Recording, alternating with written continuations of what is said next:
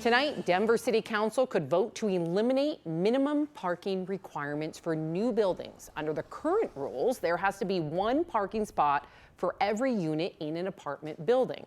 And there are certain parking minimums for businesses and restaurants. Some people believe those rules are necessary, but others call them wasteful. Critics say the parking minimums create rows of spaces that a lot of times just sit empty, and they could be better used for affordable housing. We are joined this afternoon by Susan Daggett from the University of Denver, who co-authorized a study about the effectiveness of parking minimums. Thank you so much for being here. And I didn't realize how heated this debate has become. I've gone online and I've seen a lot of people with varying opinions.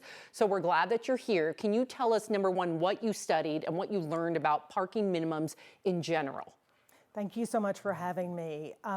So the University of Denver partnered with the Turner Labs, which has a housing policy simulator that they've developed, to really look at the effect of land use regulations, but parking minimums in particular, on the impact of housing production, especially multifamily housing. And so we really were asking the question, what difference would it make to our housing crisis or to housing production in Denver if we reduced the mandatory parking? And what we found is that it does make a difference. In difficult economic times with high interest rates and high costs of production, it's about 8% increase in housing production, we estimate, based on economic data, based on land use and zoning codes, based on the available lots and lot capacity. Yeah, in your research, did you have any evidence that shows like creating these parking minimums that it slows down construction and the ability for things to go up?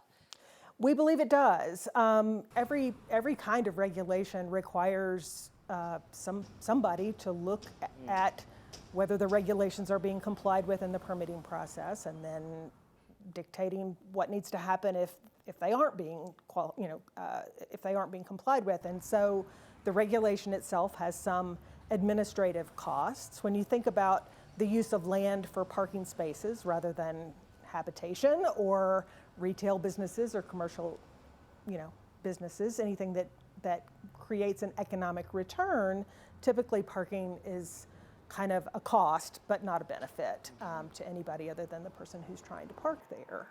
And we're not saying no parking at all. We're basically, the study assumes, as we've seen in places where there are no parking mandates, that developers will build parking because customers demand it, and because renters demand it, and because people who buy housing demand it.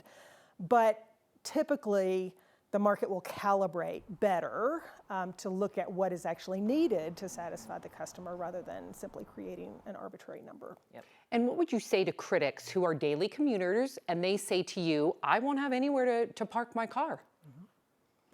I think the evidence is that they probably will have a place to park their car if their employer wants them to have a place to park their car. They might have to pay for parking in some places. That's a natural consequence, I think, of the market sort of calibrating itself. But we all pay for parking no matter what. If we're providing free parking, the cost gets paid by consumers or in the form of rent or in the form of taxation in some way. There is no free lunch, and that includes parking. So it's just a question of who's going to pay for the parking. Is it going to be a cost that's generally borne by all the renters, or is it going to be borne by the person who needs the parking? Mm-hmm. Is it fair to think, kind of cause and effect, that if you don't have these parking minimums, more folks are going to be parking on the street? There could be, more congested streets, maybe more car thefts. Like, is that an exaggeration, or could we be seeing some of that stuff? We did not look at any of those questions. I think what you see in other places is, and what you see in Denver, we have removed parking mandates in many parts of our downtown, for example. And what we know is that even though the parking is no longer required if you build a building, parking is still being built. Mm-hmm. Almost one, it's at 0.85, almost one parking space per unit anyway. That's just what the market wants in many parts of town. So we don't believe that, based on what we see in other places, that this is going to have a major effect on people having to drive around or find places to park. And there are ways that you can deal with those problems too. I mean, residential districts, there are all kinds of ways you can deal with a kind of what we call the spillover effect of parking problems. So We didn't look at those questions specifically, but the research, others' research suggests that there are ways of managing those problems. And in your expert opinion, what are some other policy changes that would make it easier for housing in Denver, would you say? Yeah, I think generally allowing more flexibility in what can be built, so that this is another reason that parking can be a problem. If you think about many of our historic buildings downtown that were built before parking was required, that were built before we had a lot of cars. And many of those buildings actually, under our current regulations, cannot actually be reused for certain types of uses that require parking. In other words, the parking mandates end up being a barrier to reusing the buildings because there's no place to put the parking.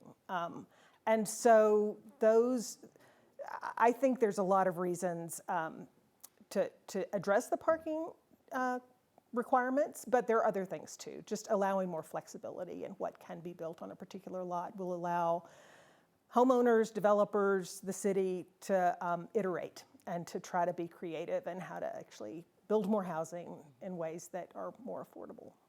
Well, thank you for your research perspective, because God knows it is a hot button issue right now. Lots of debate on it. We appreciate you, Susan Daggett from the University of Denver. Thank you so much.